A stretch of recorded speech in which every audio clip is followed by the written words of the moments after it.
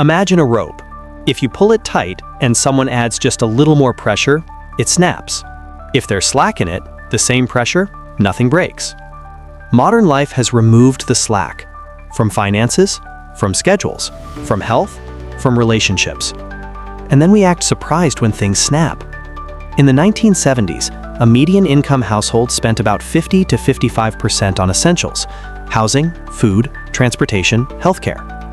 That left 45% for savings, emergencies, flexibility. Today, essentials consume 70 to 80% of median household income. That remaining 20 to 30% has to cover unexpected car repair, medical copay, school supplies, child activities, relationship, retirement, emergency fund. It can't.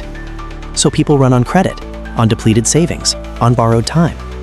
Any disruption, job loss, illness, divorce, car breakdown, tips the whole thing over. It's not just money.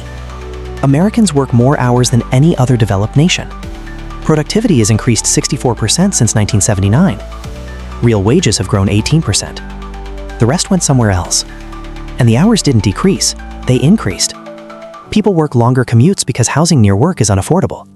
They work second jobs because one income no longer covers basics. They answer emails at 10 p.m. because the boundary between work and life collapsed. There's no unscheduled time left. No margins in the day where something can go wrong without cascading. That's not laziness creating stress. It's the compression of every available resource, time included. Psychology research is very clear on this. Scarcity of money, of time, of space changes how your brain functions. When people operate without slack, they make worse long-term decisions. They can't afford to think long-term. They become more reactive. Every problem feels catastrophic because it might actually be. They lose empathy bandwidth. Survival mode crowds out generosity. They become easier to manipulate. Fear responds to simple answers. This is Sendil Wanathan and Eldar Shafir's research on scarcity. It's not a character flaw, it's cognitive science.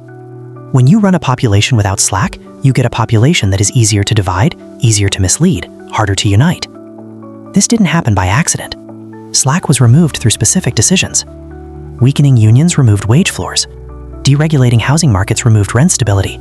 Cutting public services transferred cost to individuals. Eliminating pension guarantees transferred risk to workers. Designing gig work removed employment protections. Each decision, made by people with the power to make decisions, transferred slack from ordinary people to capital. Because slack in labor is inefficiency in the quarterly report. But efficiency for some means fragility for everyone else. Slack isn't luxury. Slack is what makes a system, and a person, resilient. When it's gone, everything runs at maximum stress. And maximum stress isn't sustainable, not for individuals, not for societies.